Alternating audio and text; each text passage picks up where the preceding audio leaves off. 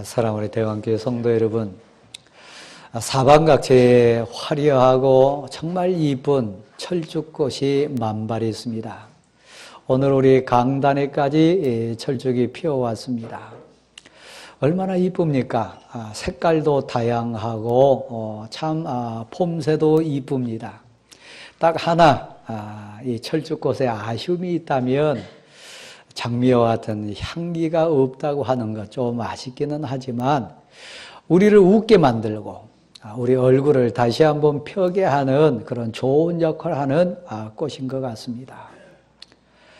그래도 우리 한번 생각해요. 제가 앞에 있잖아요. 강단에 있는 철쭉하고 앞을 쳐다보신 여러분 얼굴하고 어느 것이 더 아름다울 것 같습니까? 저는 분명히 고백할 수 있어요. 여러분의 얼굴이, 여러분의 인상이, 여러분의 그 귀한 모습이 철쭉보다 1000배, 1000배 더 곱고 아름답다고 하는 거예요. 저만 아니라 여러분도 같은 고백이라고 생각합니다. 어제 제가 일정 가운데 아는 목사님의 딸 결혼식에 잠깐 참여했습니다.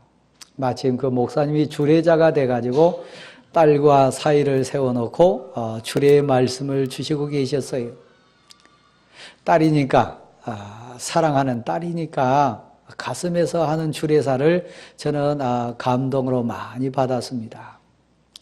그 가운데 이런 말씀이 정말 제 마음에 교훈이 됐어요. 사랑하는 딸아, 너가 행복하기를 원하고 정말 복받기를 원하고 잘 살았으면 좋겠다. 그런데 사이나 딸이 꼭 기억하고 교훈받아야 될 게 있는데 너희 둘은 다르다. 지금까지 살아온 환경이 다르고 여기까지 지낸 가치가 다르다.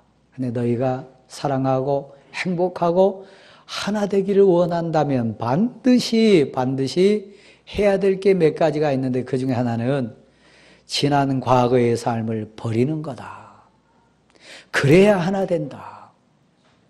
진정 하나 되고 진정 서로가 사랑하기 원한다면 고집 부리면 안 된다. 서로에게 맞춰야 되는데 그 중에 하나는 옛 생각과 옛 가치를 버려야 된다. 딸아, 사이여 그렇게 할 수 있겠냐? 진지하게 묻는 그 주례사를 저는 제가 가슴으로 받았습니다. 오늘 말씀 앞에 있는 사랑하는 성도 여러분, 우리는 예수 그리스도의 신부입니다. 예수 그리스도는 우리의 영원한 신랑 되십니다.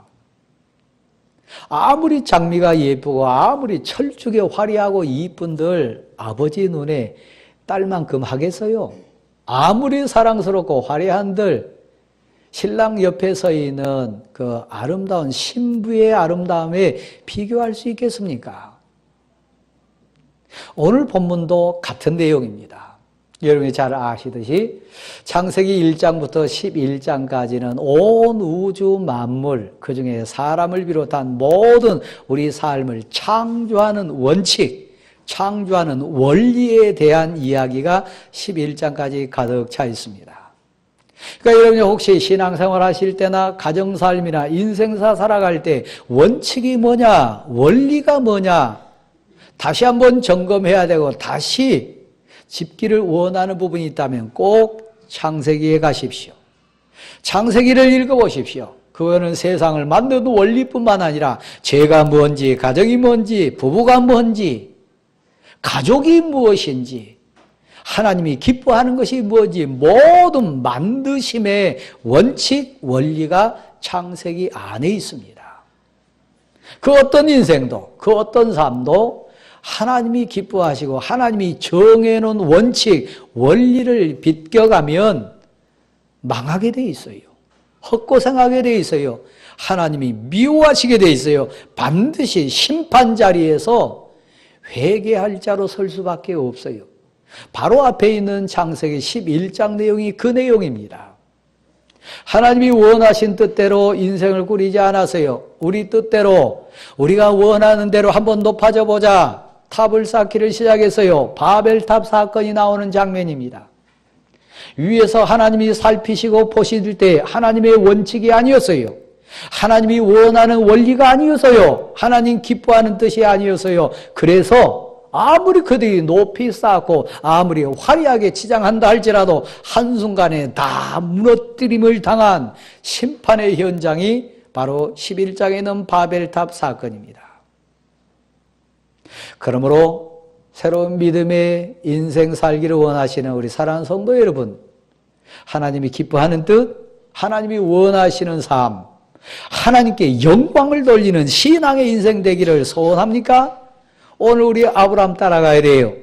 아브라함을 부르시고 아브라함을 세우셔서 너 새로운 인생 되라.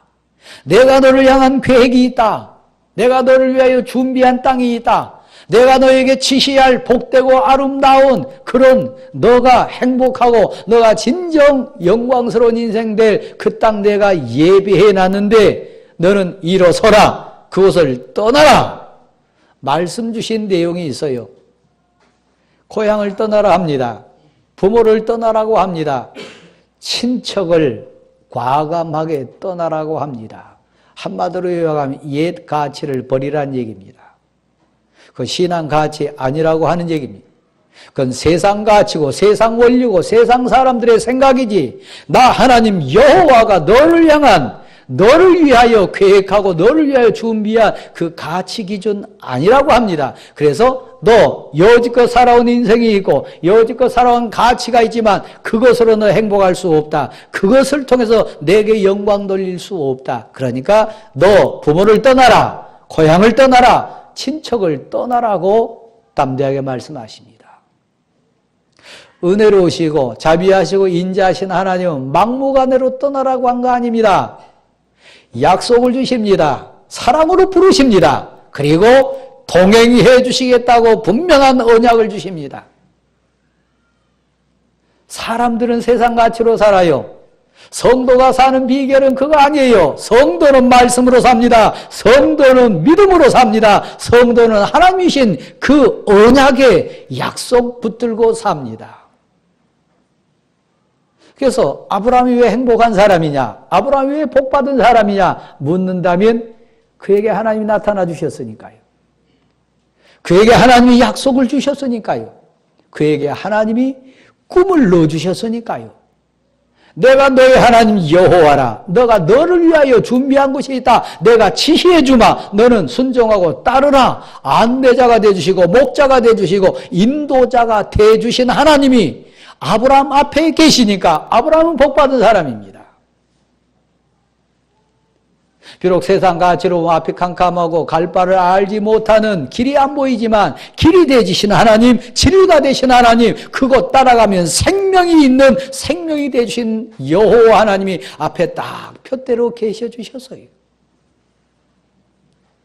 사랑하는 성도 여러분, 그래서 창세기 12장부터 창세기 50장까지는 아브라함이 그의 아들 이삭이 또 그의 손자 야곱이 그의 증손자 요셉이 믿음 붙들고 하나님이 아브라함에게 주셨던 약속 붙들고 살아가는 삶의 모습을 그리는 것이 창세기 12장부터 50장 내용입니다.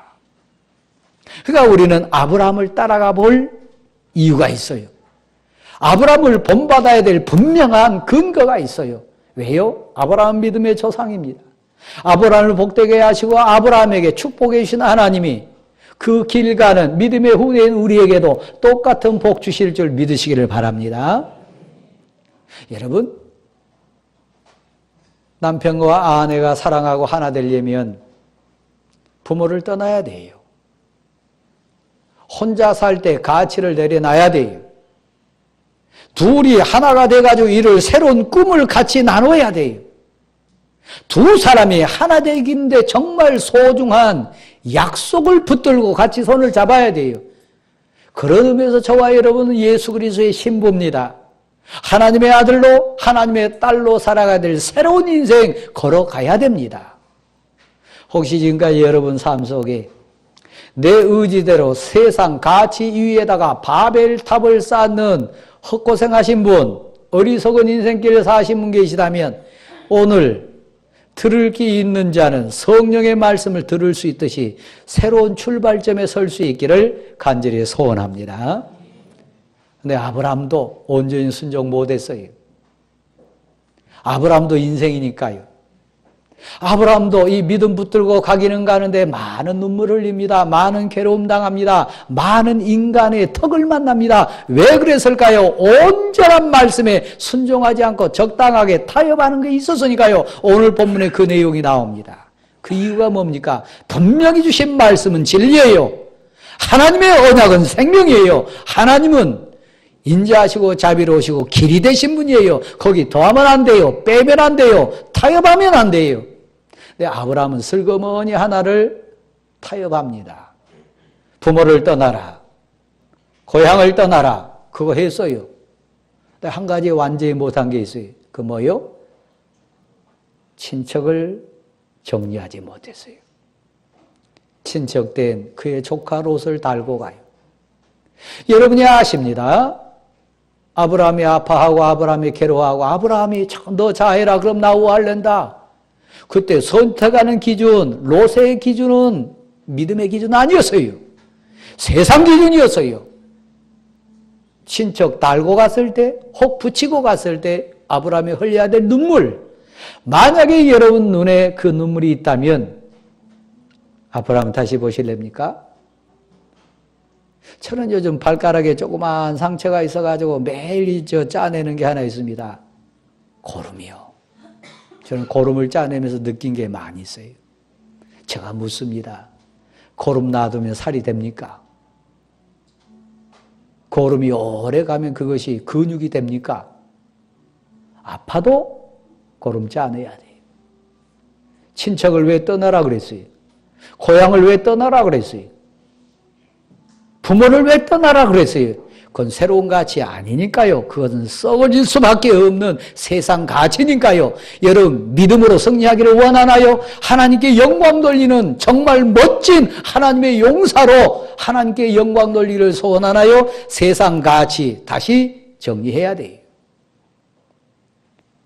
근데 놀랍고 놀랍도록 하나님이 은혜 주시고 복 주셔서 우리의 믿음의 조상된 아브라함은 순종합니다. 그의 말씀을 붙들고 여호와의 말씀을 따라 떠나갔고 여호와의 말씀을 따라갔고 결단합니다.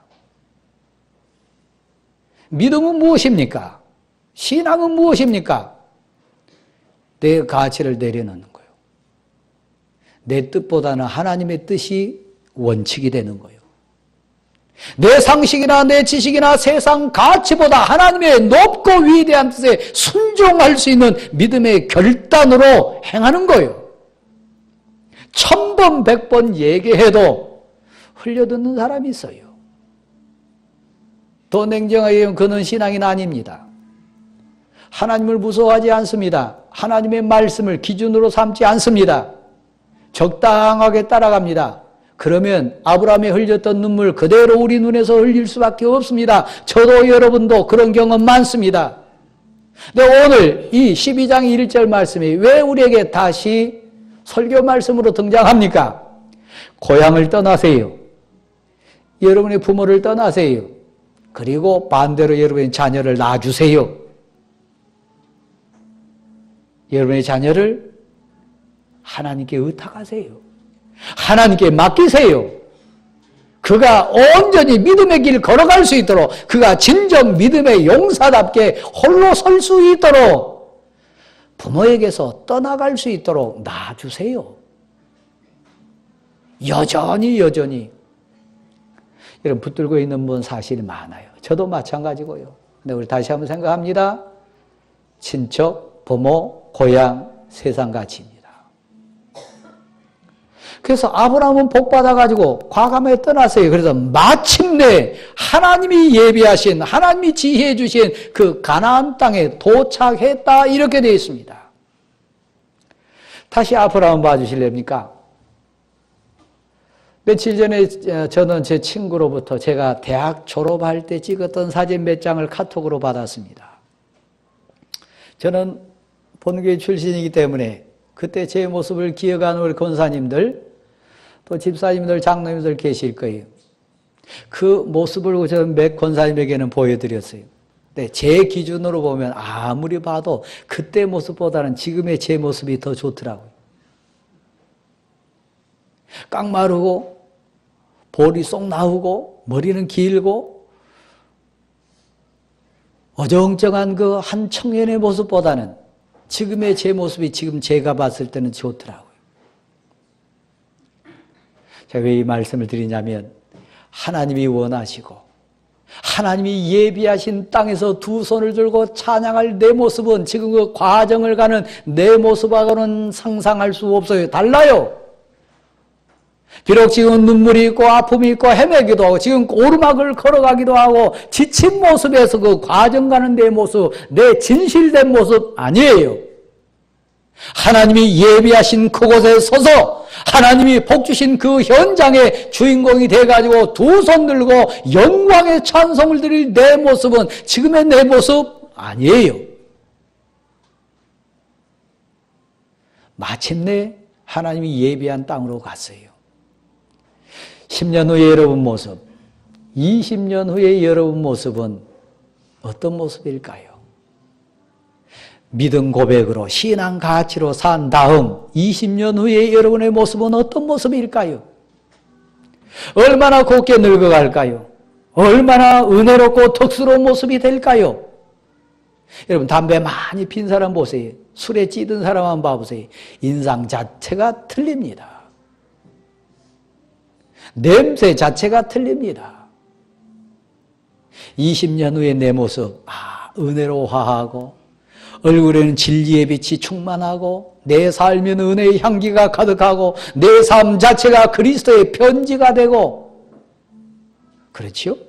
욥기 29장에 나와 있는 욥이 감격으로 고백했을 때 내가 은혜 충만했을 때 하나님 사랑 속에 살았을 때 나는 이런 인생이었노라 고백했던 그 모습 여러분 각자에 나타나지 않겠습니까? 그런데 여기 한계가 있어요. 믿음으로 순종합니다. 여러분처럼요. 따라 나섰습니다. 근데 혹을 하나 달고 왔다 그랬지요? 자기 선택이니까 감당해야 돼요. 근데 더 큰 문제가 있습니다. 오늘 그 다음 기절에 보면 이렇게 돼 있어요. 그곳에 가봤더니 원주민이 있어요. 가나안 족속에 그대로 살고 있어요. 내 안에 예수 안에 거하지만 내 안에 원주민의 가치가 있어요. 우리 가정 안에 세상 가치가 지금도 여전히 자리 잡고 있어요. 내가 살아가는 삶의 현장에 여전히 원주민들이 세상 가치를 자랑하고 세상 것으로 유혹하고 세상 것으로 나를 위협하는 원주민이 여전히 그곳에 있어요. 예비하신 땅, 지시하실 땅에 가면 만사 형통하고 아무 눈물도 없고 아픔도 없고 그냥 형통한 길만 열린 게 아니라 그곳에 여전히 원주민이 자리하고 있습니다. 어떻게 해야 될까요? 외면하면 됩니까? 타협하며 살면 됩니까? 그들 같이 따라가면서 그걸 소원하며 살면 됩니까?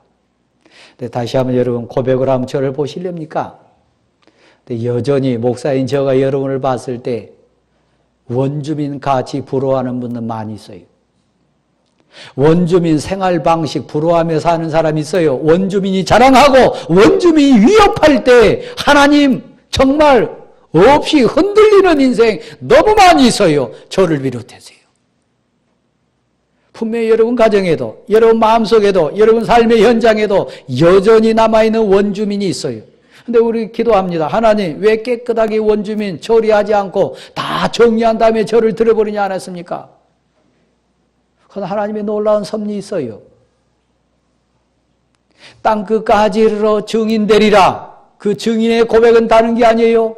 내게 눈물이 있으나 내게 고난이 있으나 내게 원주민을 극복할 그 고통이 있었으나 그때 여호와 하나님이 나와 함께 하심으로 내 능력으로 이긴 것이 아니라 하나님이 도와주셨음을 믿습니다. 그때 하나님이 내게 힘주시고 내게 은혜 주셔서 그 원주민을 극복할 수 있는 믿음의 용사로 저를 세워주신 것을 믿습니다. 고백하는 거예요. 사랑하는 성도 여러분, 원주민이 있을 때 위협하기도 하고 세상 가치로 우리를 유혹하기도 하고 세상 쾌락으로 우리를 넘어뜨리려고 할 때 이길 수 있는 비결은 뭡니까? 다시 앞으로 한번 보세요. 그곳에 교회가 있습니다. 그곳에 믿음의 모델이 있습니다. 그곳에 하나님의 사람들 예배가 있습니다. 오늘 아브라함을 통해서 하나님은 그것을 가르쳐 줍니다. 아브라함이 그곳에 원주민이 있으나 가나안 사람들이 있으나 그걸 극복할 수 있는 비결이 무엇일까? 아브라함도 똑같이 우리와 같은 사람이고 아브라함도 똑같이 유혹받았을 것이고 아브라함도 똑같이 두렵고 떨리는 상황이 있었을 텐데 그 삶 속에서 이길 수 있는 비결은 무엇일까?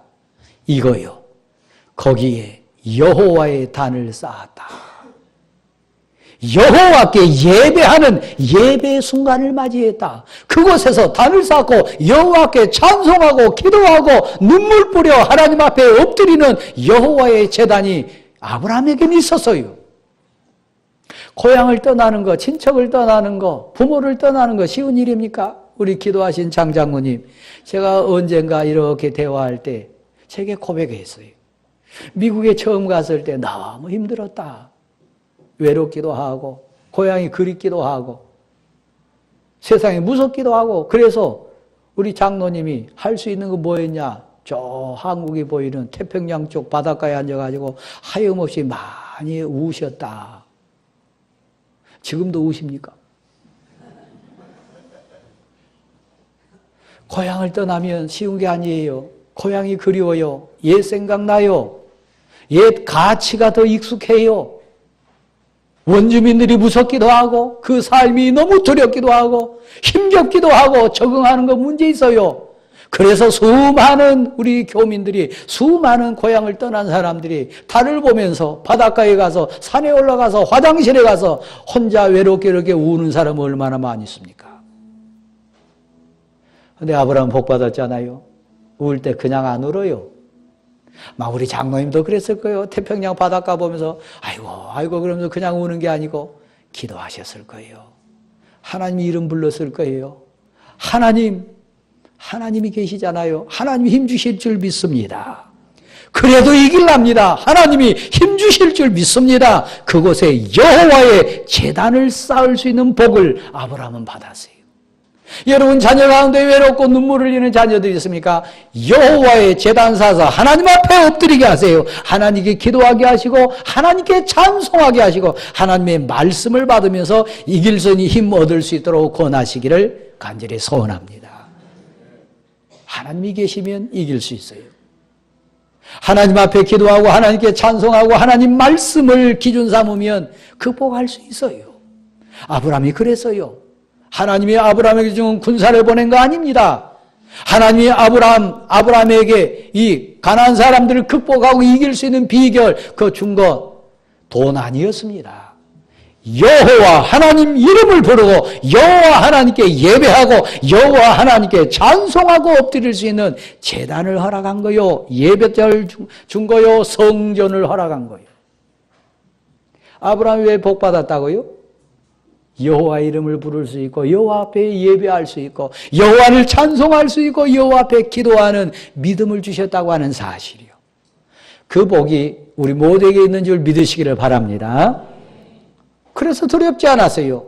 아무리 가나안 원주민이 약해도 아무리 저들이 나를 유혹해도 아무리 세상 가치가 나를 흔들어도 천만인이 나를 향하여 둘러 진친다 할지라도 나는 여전히 태어나리로다. 왜요? 힘이 되시는 하나님, 바위가 되주시는 하나님, 내 인도자가 되시는 하나님이 여기에 계심을 믿습니다. 고백할 수 있으니까요. 다시 한번 정리합니다. 사랑하는 성도 여러분, 이 세상을 어떻게 이깁니까? 이 세상 가치를 어떻게 극복합니까? 이 세상 가운데 나를 어떻게 다스릴 수 있습니까? 안 돼요. 다시 11장으로 제가 요약을 합니다. 하나님 없이 바벨탑 쌓으려고 하다가 망한 인생들이 11장 내용입니다. 하나님 없이 우리 이름을 내보자 교만했다가 사방도로 흩어짐을 당한 인생들이 바벨탑 쌓던 인생들입니다. 혹시 여러분 가운데 눈물을 흘리신 분 계신가요? 여러분 가운데 혹시 지금 외톨이 되신 분 계신가요? 형제가 됐든 성도가 됐든 여러분 가족이 됐든 그런 분 계신가요? 왜 그럴까요? 부모를 떠나세요. 고향을 떠나세요. 친척을 떠나세요. 기준, 하나님의 말씀이 기준이어야 되고 하나님의 능력과 은혜가 여러분의 표대가 될 수 있기를 간절히 소원합니다. 그때 우리는 믿음의 조상이 될 수 있고 여호와의 이름을 부를 수 있고 여호와께 두 손 들고 찬송하면서 나를 향한 예비하심과 나를 향한 계획을 갖고 계신 그 하나님의 뜻을 이룬 자로서 감격의 찬송 드릴 수 있는 우리 모두가 될 수 있기를 간절히 소원합니다. 여러분, 새롭게 시작해야 되지 않겠습니까? 위대한 믿음의 조상으로 다시 일어서야 되지 않겠습니까? 하나님이 그런 능력, 은혜 주실 줄 믿습니다.